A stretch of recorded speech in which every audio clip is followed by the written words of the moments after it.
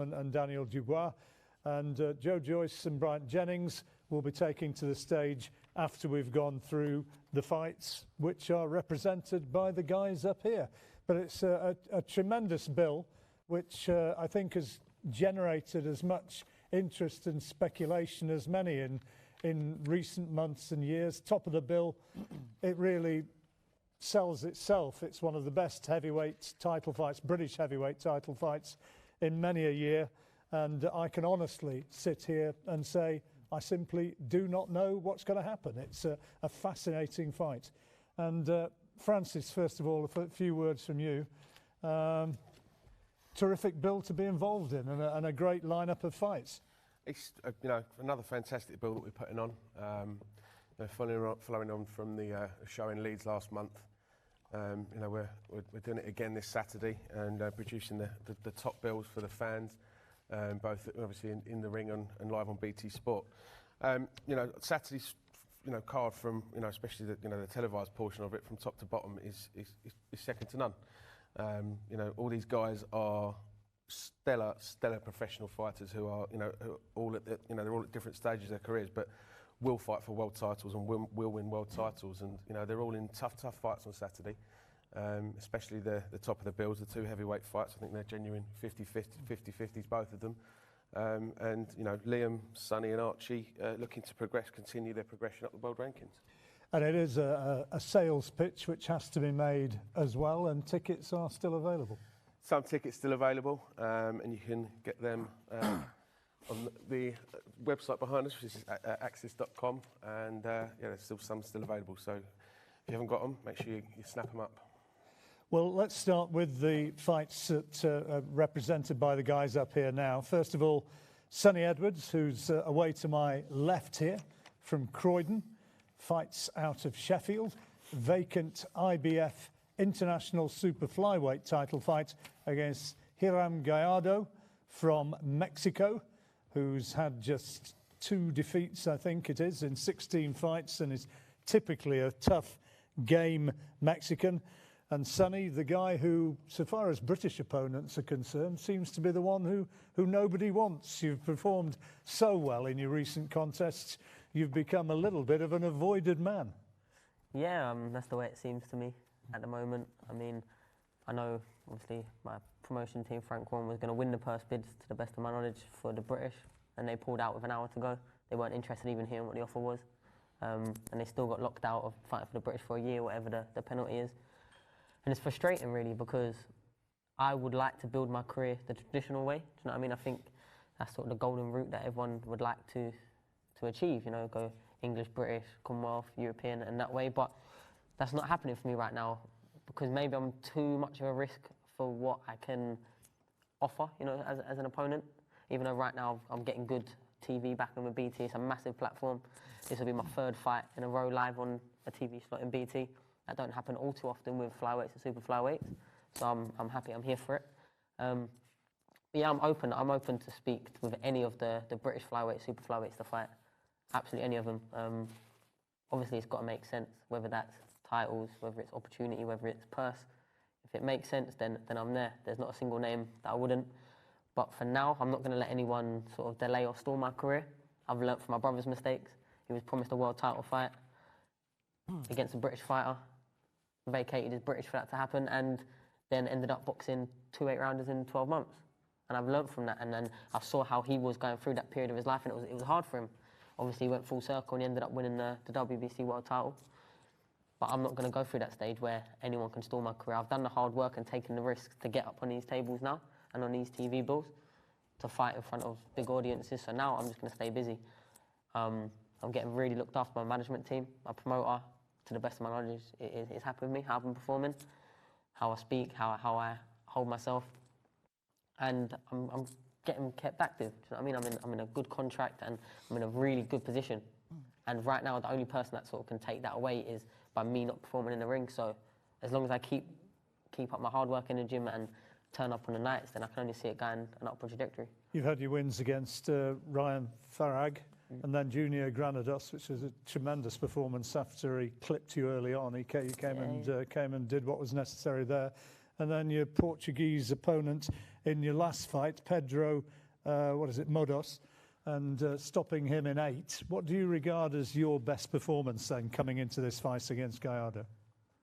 The best performance of my career, the night I remember the most so far, is the Ryan Farag. That was meant to be a very hard step up. Obviously, I headlined my first show as well, which was like a sort of a boxing bucket list ticked.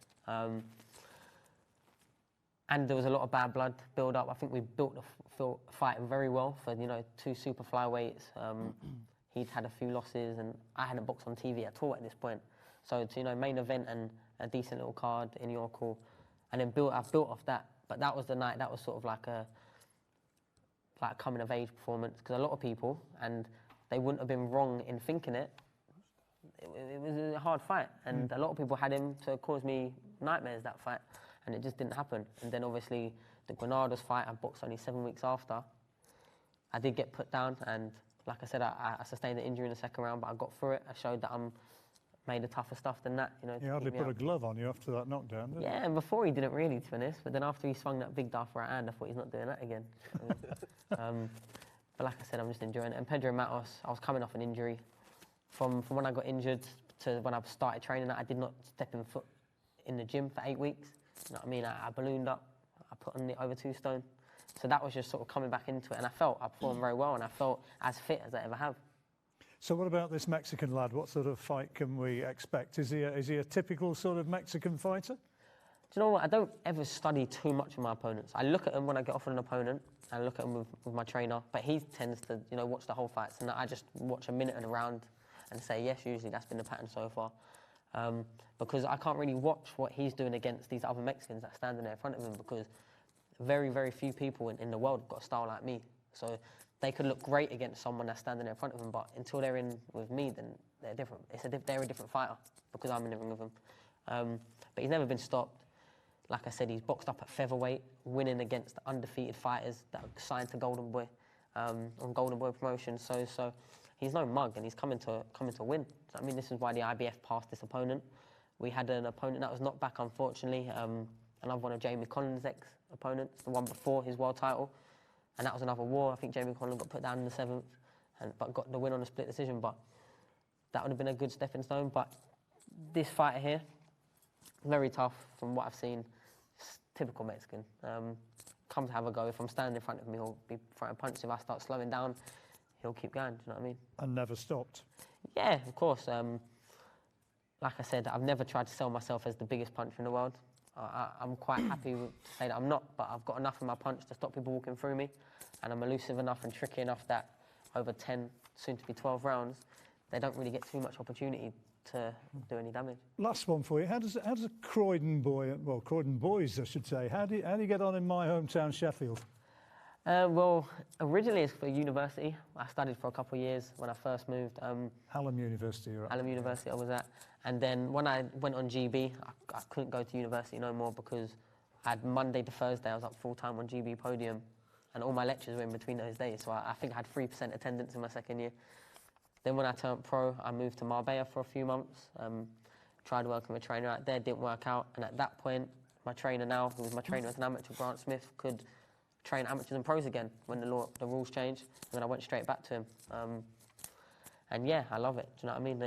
It's like my home city really now. I spend all my time there. I don't really leave too much.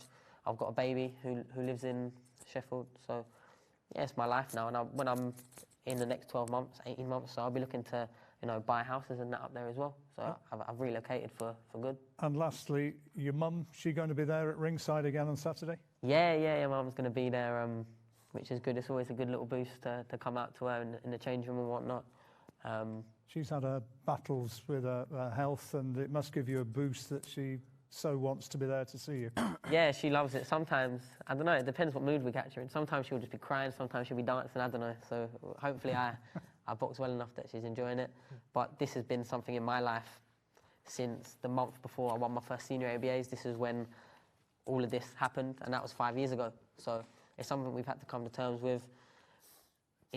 You can turn around and be like, oh, why us? Why do we have to go through this with our family? But at the end of the day, we was blessed and lucky to have a loving mum. Oh, sorry, I don't mean it like was have, but we still have her here. And we have the perfect mum, and we have such a good relationship with her. And some people that are very close to me didn't have that luxury. So I can feel sorry for myself all I want, but there's people to the left and right of me with much worse situation. So I'm just blessed. Maybe we're living on borrowed time with her, but every day we get to see her. Good. Yeah, well said. Well said. Francis, Sonny's a terrific talent, isn't he? And he's showing that in every appearance he makes now, and all the time moving closer towards that holy grail of the world title. Yeah, obviously, you know, he's got a tough fight on Saturday. It's another ranking that he'll be climbing the ladder with on, another governing body that he'll be climbing the rankings with on Saturday with the IBF. We got him ranked at number 13 at the convention about 6 weeks ago. So they're recognising that he's a super talent as well as the WBO already have done last year. It's pretty clear that none of the domestic guys fancy it too much. You know, again, spoke to Tommy Frank's promoter in Macau at the IBF convention, and he just said, no thanks, not for now. I said, well, when then? So, That's it. you know, offers there. Every time I get told, when the time's right, every single cut, when the time's right, the time will never be right. Because when I win a world title, if you think for a second I'm turning around and giving any of these jokers an opportunity, it's not happening. Exactly. It's not happening. So Sonny's, you know, he's almost like press fast forward on the quality of opposition that he's facing. But as you can hear from, you know, how grounded he is, how dedicated he is, and, you know, relocating to a new city and starting a family in a new city, it's not something he's playing at. And Sonny did an interview with BT Sport a few months back when he said that he's been doing this for, you know, since he's 11 years old. So, you know, it's not something that he's taking lightly at all. This is his life and his career, and he's doing it to better himself, better his family. Let's move on to Archie. His fight against Jordan McCorry coming up. WBO European Super Featherweight title fight, 10-rounder. And it's an interesting sort of measuring fight for you, I would think. You're wanting to do a better job on him than Sam Bowen did. Yeah, well, people have said that, but to be honest with you, I've just got to do what I need to do. McCorry gives Sam Bowen a lot of troubles that night, so I've just got to make sure I get through with a win and win in style. I've been reading one or two of the quotes and hearing what he's been saying about the fight, and he thinks that his physical strength is gonna shock you, and that he's going to be able to put it on you as others haven't. Yeah, well, this is the thing I've been in this game now since I was 7 years old, and I keep hearing the same stories. I'm now 24 and nothing's changed, so yeah, he's going to get in there, he's going to get himself fit, strong, try and rough me up for 10 rounds, like they all say they're going to do.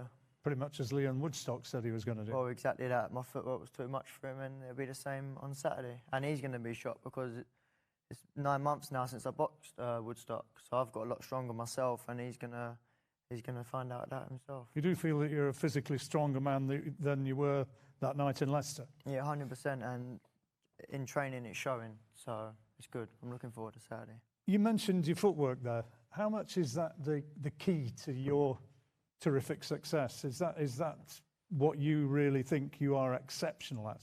Yeah, my footwork is phenomenal, and it has always been. So yeah, I just keep them. Everyone, when I first turned pro, everyone said, "Oh, you had too much of an amateur style. You can't do that in the pros." But at the end of the day, I train that hard. I can do it for 15 rounds, so it doesn't matter. So, and like I say, on Saturday you'll see that this fighter is going to come out. He's going to try and rough me up, and he's going to fall through ropes. And I should make easy work of it on Saturday. But like I say, he's a tough opponent. But I've trained hard to make no one's coming to come and, especially to my hometown, to take my belt off me. So. Last fights, you landed some pretty good body shots to put the guy in trouble, and showing a little bit of that power that you're talking about. Exactly that. Listen, no one has said that I'm a big heavy puncher, but and they're saying that Sam Bowen is a big puncher. Sam Bowen's not stopped many more than me, so I'm starting to show now that I can put people away, and the more I grow into the super featherweight division, into the weight, the stronger I'm getting, and on Saturday you will see that. Is Sam Bowen, provided you come through on Saturday, is Sam Bowen an inevitable fight somewhere down the line? I mean, there are other people like Zelfa Barrett, for instance. Yeah, at the minute, the super featherweight division is hot. It is on fire at the minute, and there's some great fights out there. Obviously, Jamel Herring, the WBO world champion, has mentioned my name as well in interviews. So, like I said, I've got to get through Saturday, make sure I put on a good performance, and then I go back with the team and have a look what options we've got. Still only 24, aren't you, as well? I mean, there's time on your side. It doesn't have to be tomorrow to get this world title fight. There's really no rush. 100%, but also I wouldn't take fights where I don't think I'm going to win. So I wouldn't take that fight if I thought I wasn't ready for that fight. Francis, the whole division at the moment is exciting in this country. It is, yeah. I mean, it's quite similar to the, if you look at the featherweight division, you look at, Josh Warrington's beat, 3 domestic opponents in a row for, to win and defend his world titles. We're getting treated at the super featherweight division, even earlier, because these guys are all sort of, between 10 and 20 fights. If you look at, Archie and Leon last year, Leon and Zelfa, in Leeds. You've got a great fight between Sam Bowen and Kakachi, and Bowen and McCory was a great fight as well. And now, so they're all in the mix together. And I think the real winners here, obviously, are the fans, because they're getting treated to some fantastic nights of boxing. But with Archie, he's got a real tough fight on Saturday. I thought Jordan McCory really gave a good performance against Sam Bowen. And as soon as when the fight finished, I just said to Jordan, I said, please come back and fight for us again, because you're going to be a real test for any of our guys, and that's what Archie's got. But I feel Archie's got all the capabilities to put on a fantastic performance on Saturday, to come through it looking really good. After beating Leon, we would have liked to have get Archie to kick on a bit quicker. Had a bit of an injury. Yeah, exactly. He had a 6-rounder, come back, looked good, and I think he's ready to pick up where he left off last October. And really looking forward to seeing you back doing what you do best. Jordan said he's going to come out all guns blazing. Is that going to be something you'd welcome if he comes straight at you, trying to rough you up from word go? Yeah, 100%. That's what I'm expecting. That's what I've trained for. So I've trained harder now than what I did when I boxed Woodstock. So, like I say, I'm in the best shape now. And like I say, on Saturday he's going to come and he's going to try and hunt me down and do what everyone else says they're going to do. And I'm sure you're finding now that boxing fans are really starting to take notes. You've had the exposure, and you've produced the performances to go with it. Exactly that. It's getting there now, and I've just got to keep winning, keep doing what I've got to do, and all these big opportunities will come. Right. Let's move on to Liam, who's going to be fighting Karim Achour for the vacant WBC Silver Middleweight Championship, and I lose track of exactly what these mean. That guarantees a top 10 ranking, does it, Francis? Well, Liam's already number 10, so is it top 5? When Liam wins this on Saturday, we'll put a request in on the Monday morning for a top 5 ranking. Yeah, I mean, I think Hassan Adam was ranked number 4, who was the previous holder of the belt. So that's where this belt gets you. It's real recognition, and you're only 1 or 2 fights away then from being in the mandatory position for a world title fight. And he really is moving impressively now towards a likely world title fight, I guess you could say, within 12 months. Really enjoying his boxing. Came to me at the workout yesterday. Well, shadow boxing. He went, give me 5 extra minutes. I'm enjoying this. What, he wanted to fight? Yeah, no, not 5 minutes for me, but 5 minutes extra. In front of the crowd, and he's enjoying it. And I think obviously after the setbacks he had, he's come back so strong, and he knows we're all fully behind him, and really, he's motivated to win that title on Saturday and get back in the world title mix. Yeah, since you switched up to Sheffield after those defeats against Liam Smith, terrific win against Mark Heffron, which I thought that night you were absolutely outstanding. It really was a very, very good performance. And then the first defence against Joe Mullender, who you put him away in quick time, as you said you would do. How happy are you with the way your career is right now? Yeah, everything's gone perfect. Everything's gone to plan. I believe the move to Sheffield was the best move of my career. It came at the right time. Still young enough to keep learning and progressing, whereas if I'd done it 2-3 years later, who knows, I might not have slipped into the mould now. But yeah, I mean, it all came at a good time. I'm performing well. Happy with my performances, but I believe I need bigger name opponents now to bring the best out of me, because I honestly feel like, I'm too good for these guys I'm fighting. I've got a hard fight Saturday night, with a highly ranked guy. previously been European champion and stuff. So he could bring, you know, it could be a tough fight, but I'm going in there with I got every plan to stop him because no one's done it before, and I want to make a statement. Went the distance with Martin Murray, went the distance last year with David Lemieux. I mean, he's obviously a guy who knows his way around a boxing ring. He sounds tough. Yeah, of course. He's been around anybody with that much experience and that many fights under their belt. They're always going to be tough another way around the ring, obviously. But I mean, I just believe I'm on very good form at the moment, and I'm only getting better, getting stronger. I'm not struggling to make weight at all, making it easy. Yeah, I think you're going to see another devastating performance on Saturday, and I'm going to be the first man to stop him. What's been so good for you about the move up to Sheffield? What is it about the Ingle gym that you like? I think mainly for me is just the dedication side of it. I'm away from home. I got no distractions. If you look at in the fridge in my flat, it's 1 pint of skim milk in the fridge, nothing else. I got no option to go in the fridge and like cheat and. You don't do food. Yeah, so I got no one phoning me to like, oh, do you want to just come for a little bit of food? Do you want to do this, do that? I'm waking up early in the morning. I'm training. I'm going back. I'm lying in bed until I train again, and that's my life. And that's why I've kept pushing on now, and my performances are only getting better because I'm living the right life, and everything is perfect. And I've obviously got a great trainer in Dominic Ingle. Have you got more self-belief, Liam, than you had maybe 3 years ago, 2-3 years ago? You know, I mean, it's all very well for us to say he's a world-class fighter, but do you now really believe that? 1,000,000%. I believe I'm going to win a world title within the next year, probably. Hopefully quicker than a year, but you know, you just don't know what's going to happen in boxing. And I'm definitely a lot more confident in my ability now because I know I'm doing everything the right way, which is a big thing mentally. When you're cutting corners and stuff, you always have that little bit of doubt in yourself, and you always question yourself. You know, you just know you haven't done things to the way exactly how they should be. So now I'm doing everything right. I just got 100% confidence, and I know the talent is there. So I'm ready. I'm ready for any one of them now. There's some good fighters in the middleweight division. Charlo, Alvarez, obviously, if he's still going to fight as a middleweight in theory, he could. Andrade, I mean, there are good guys out there. Who would you like to face if you had the chance of a world title? At the moment, I always say this, and people are going to think like I'm stupid, but Golovkin is not a world champion right now. But I'd absolutely love to fight Gennady Golovkin because I've always watched him and I've always loved watching him. But I just think he's at that stage now where he's not on the slide, but he's getting to that age now where he's going to start dipping at some point.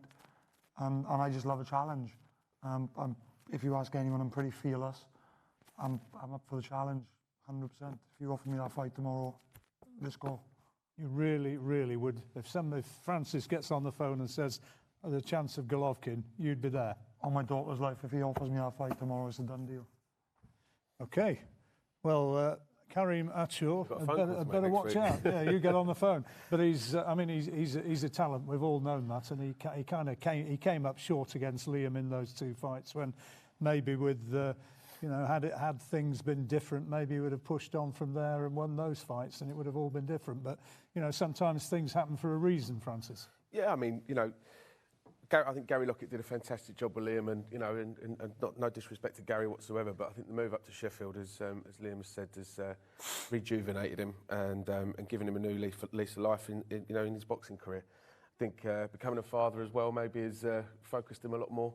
Yeah, we have good chats about our kids and stuff like that, and I think it's a very, very different Liam Williams we're seeing today and at the moment, and it's a guy who's not focusing on. Okay, so you're focusing on the next fight, but I think he's got bigger ambitions than he's ever had before, and rightly so. He's got more self-belief. But the important thing right now is to look good on Saturday night. Absolutely. Yeah, 100%. That's my main focus right now, and I fully believe I'm going to look good because I've trained my nuts off. I'm ready. you know, my weight is good. I've done everything perfectly, and it's going to be. I think it's going to be a devastating end to Saturday night. Well, these 3 fights are all part of our televised bill on Saturday night on BT Sport. Main event will be concentrating on tomorrow, which is Nathan Gorman and Daniel Dubois. But next up, it's the heavyweights, Bryant Jennings and, of course, Joyce. So thanks to these guys for the moment, and we'll get the big lads up next. Thanks, guys. Thank you.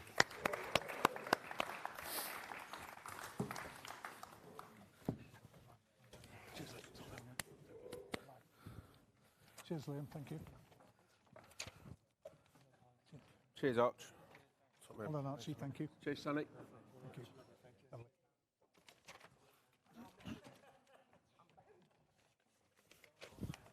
Get a glass. Yeah, chuck us that glass. Fucking hell, mate. What you, No side It's not bar. amateur hour, mate. Yeah, I'll go. Boom.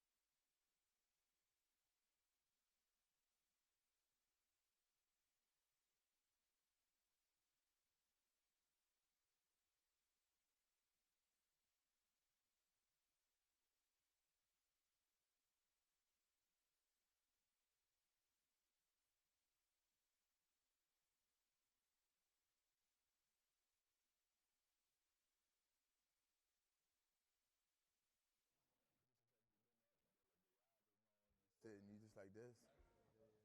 So, you know, you just kind of start getting drowsy. Right, shall we get on? could everyone take seats, please, and we can kick off with the next stage.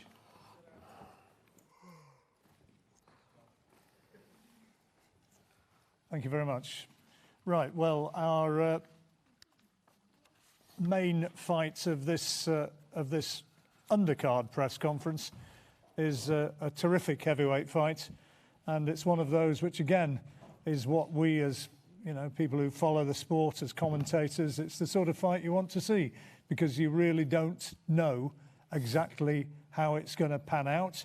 Joyce undefeated in 9.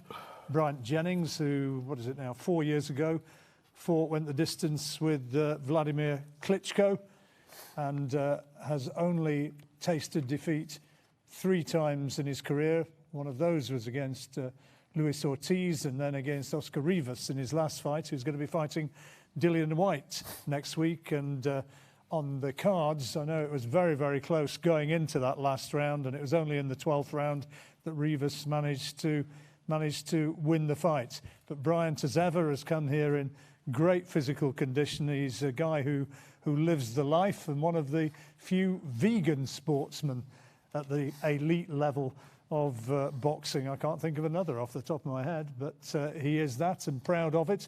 And Francis, first of all, just set the scene for these two as a fight, because it's one which has the makings of being a very good one.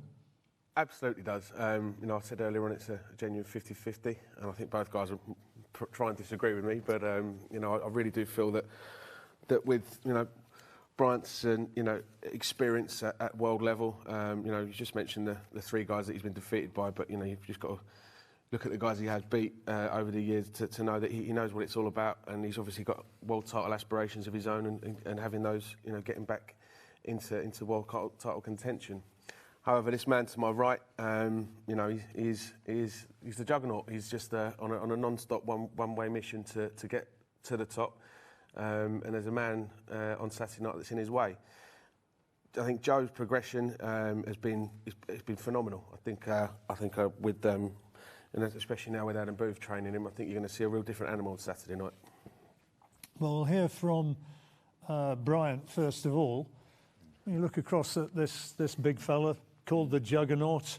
Barry Jones said something about him. He said he pummels you into the ground. He beats you up and pummels you into the ground. That's the guy I commentate with. And he's got this sort of relentless approach. How do you, with your style, how do you cope with that? Well, I mean, you cope with it the best way you know how. And in boxing, you're not only defending, you're offending, you have to defend as well. So the pummeling may just come from just one aspect, but what if a person, does not want to be pummeled? You can't pummel what you can't get, presumably. That's at all. And you can't pummel. You're gonna have a pummel versus pummel. So it's just, if it's gonna be rock'em sock'em robot, then let it be. Make sure you move your head. People took rock'em sock'em what? If it's gonna be rock'em sock'em robot. Y'all familiar with that? That might. No. Oh, rock'em sock'em robot, the thing that. Oh, okay, yeah. What, and then the head pops up? Yeah, right. Yeah, that's what rock'em sock'em robot is. So that's when 2 guys literally just stand in front of each other and literally just, and then first one, yeah. It's entertaining, yeah. So it could be like that, yeah. Is that what you're saying? No, I'm just saying you better move. But then your head pops up. Yeah, or yours maybe. Either or. Either or. You know this is boxing, so please don't ignore the possibility of anything happening in that ring. You know what I'm saying? That's what experience will teach you. I mean, you go in, you thinking you got the whole fight.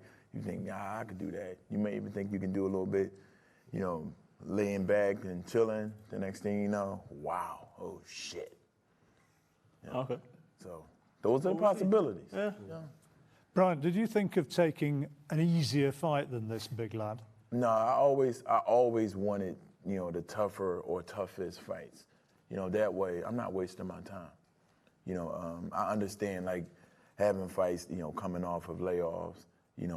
I understand those type of fights, but when it's time, let's make it meaningful. Because win or lose, if you win, if you lose, then it's like, okay, he lost to this guy. Wow, this guy, it's kind of a good loss, And when I started boxing, I wanted to be able to know that I belong here.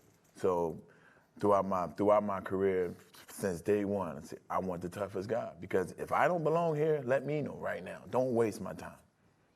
There's going to be a lot of guys watching online, on BT, commenting on social media, and they're going to be wanting to know, Joe Joyce here, 9 out of 9. You at this stage in your career, coming in off a loss, Right. how much are you truly, in your heart, here to win? You go out, you set out to win every single time. Every single time you set out to win. Nobody goes out and say, okay, I'm gonna go lay down. That ain't in my blood. You know, it's not in my DNA. Period, point blank. So laying down that's just something I can't comprehend at all. Do you think they've miscalculated? I mean, with that, I don't even know where they could calculate. Where's the formula at for that? You know, I don't think that's not even a good calculation period. So to calculate the fact that, oh, okay, he's here to lay down, I don't know. They got their numbers wrong. Pull out a calculator. Joe, how are you feeling at this stage, close to the fight? And what are you expecting? He says he's here to win, and maybe that you've miscalculated. Well, I'm good. I'm ready. I've had a good camp. You know, I've been, you know, putting in the work and incorporating what Adam Booth's been teaching me and the team, and I feel that I'm ready for whoever, and I'm really excited because it's going to be such a big fight against a very credible opponent. Brian Jennings, he's very experienced, and he's up for the challenge, and yeah, I'm really looking forward to it. Do you feel by a distance that this is the biggest fight of your career to date? Yes, it is. Yeah, it's my professional career. Yeah, it's a big fight. We'll see what he's going to do. See if he's going to run, or is he going to come and go toe to toe, tash to tash. Well, you'd think that's unlikely, wouldn't you? Well, we shall see. First 3 letters of assume. Go on. The first 3 letters of assume. Don't do it. Oh, okay. All right, okay. Don't become it. So, you know, don't assume. Just go out there and, you know, I know Adam has a thing for me, you know. 2014, I beat Mike Perez. Mike Perez was pretty much supposed to beat me. You know, Adam tried his best to try to do everything that, you know, he wanted Mike to do to be able to defeat me, and Mike didn't. So hopefully, you know, yeah, I'm you listen. better than Mike Perez, though. And he punches a hell of a lot harder as well. I mean, I get Mike that. Perez. I'm not comparing you to Mike Perez. I'm saying the fact that, you know, I mean, you're not better than Mike Perez. Mike Perez is one of the Perez is one of the most technical I rate Mike guys. Perez, yeah. No, he's one of the most technical guys. I mean, not to take away from him. Cuban. We understand you're bigger, you're cradle of taller. boxing, so yeah, we understand you're bigger, you're taller, you might punch harder, but as far as like the technical aspect, Mike Perez is a very good fighter. Because Cuban boxer. He's a Cuban boxer. But what I'm saying is that me and Adam have a little history, and I know Adam wants this. I know Adam wants this. Did he tell you that? So yeah, huh? Did he tell you that? Nah, but I'm quite sure he does. That's probably why I ain't. You know, I knew he trained you, but that's okay. not So like 1-0 to you, but now it's time for redemption and. Well, no, I mean, no, it's just it might be personal for him. So you know, in that aspect, I'm gonna take it even more serious. Okay, well that's good. Because it might be personal for him. Ain't got nothing to do with you. You are just his weapon to be able to say, I'm gonna get this motherfucker back. Okay, yeah. Well, if that's what you think.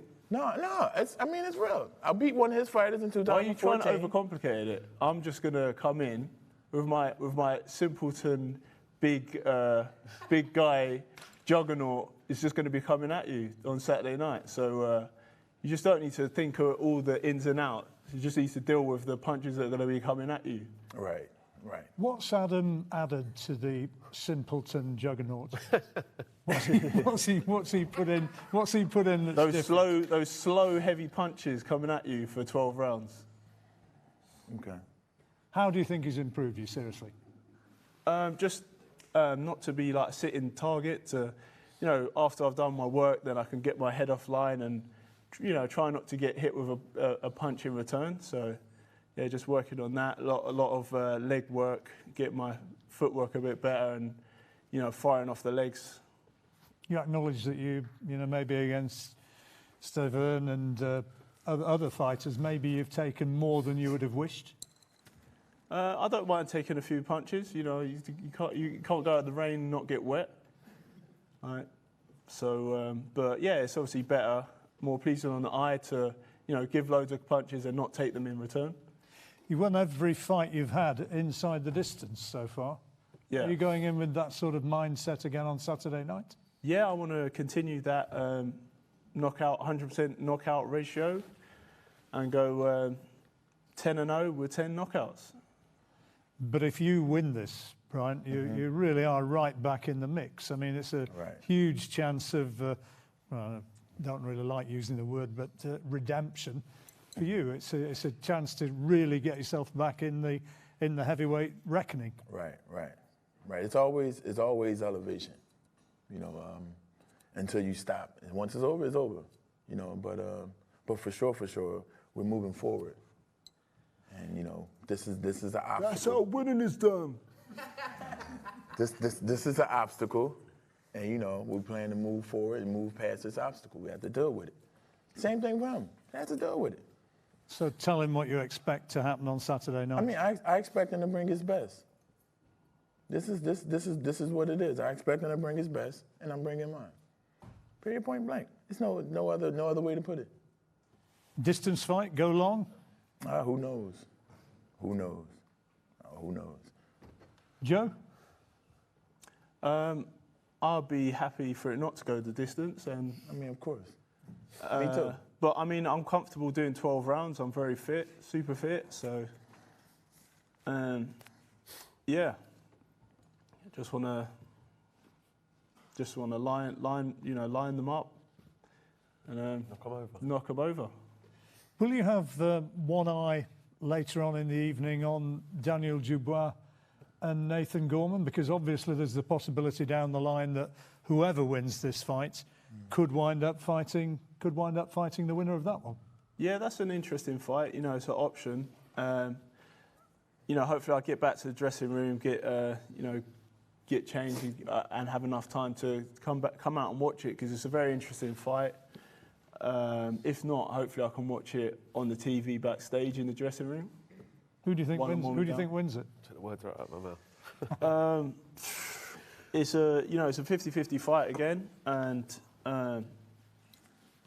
obviously Dubois is a very strong individual. If he lands on you, then you'll be in trouble. Whereas Gorman, you know, he's a lot more slick and very quick hooks, and you know he's got.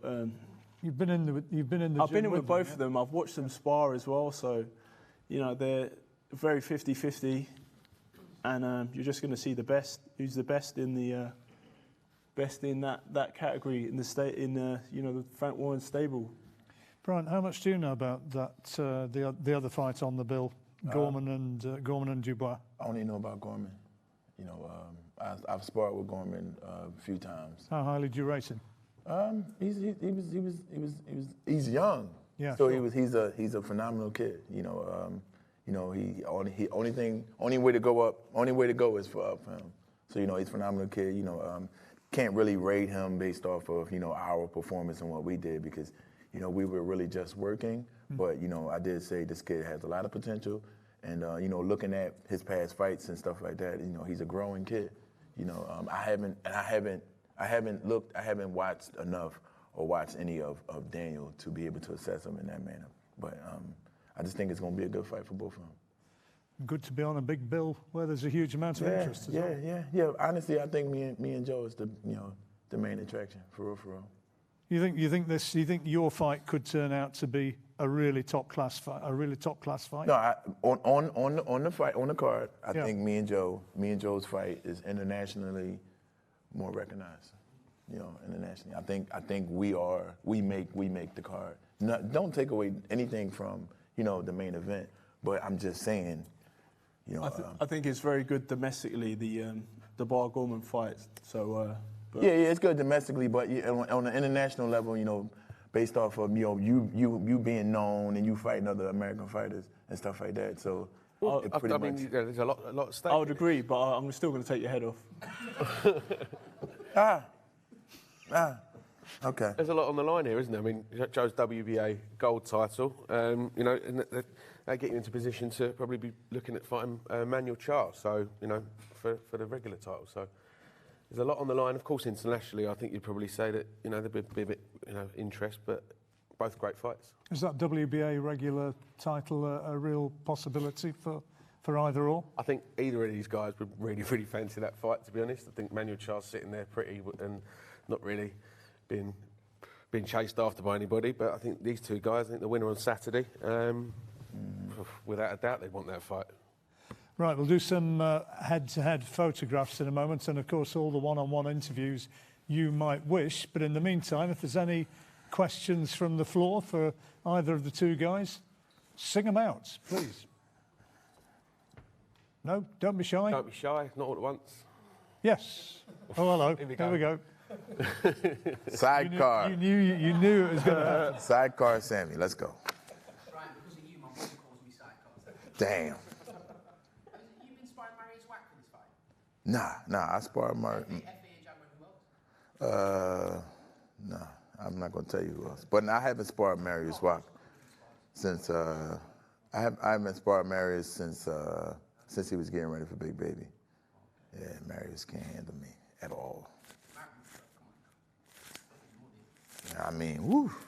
I walked in off the block, off the corner. You know, in Philly, you know, in America we have corners. You know, we used to stand the lingo on. Took the call. I was like, damn, yeah, you want to work up in Newark? How many rounds? This. Went up there, boom, worked it. It was good. To be fair, I'd sit on Joe's shoulders and beat Marius Wack. Well, you sitting on Joe's shoulders anyway, so.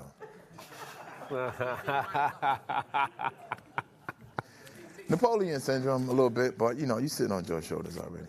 I don't know. I'll plead you here anyway. Yeah, he could. Any more for any more? Bunsey? Come on, Bunsey. Sonny? Okay.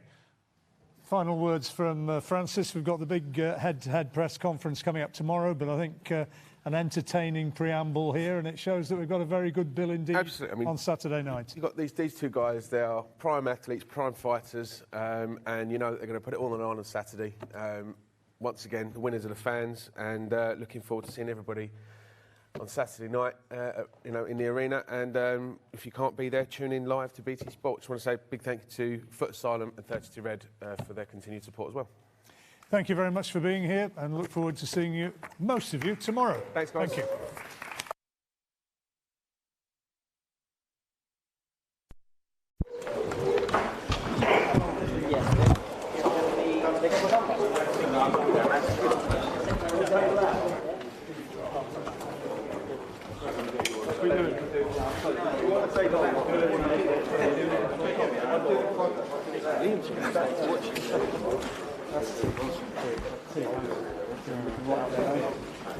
Yeah, maybe move it out the way and just stand at the table or something.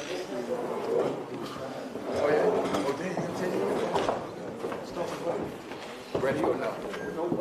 Oh, gosh. Check yourself at all times. Be my community at all times. So, do you want to come around the front of this? Nice to make that view.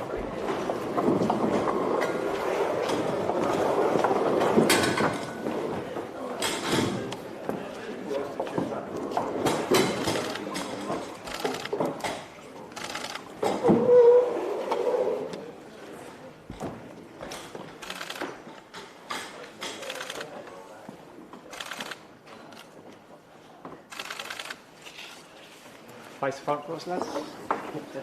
You know what to do with bullies, MB. Yeah, but that ain't done. Cheers, chaps. Good hit.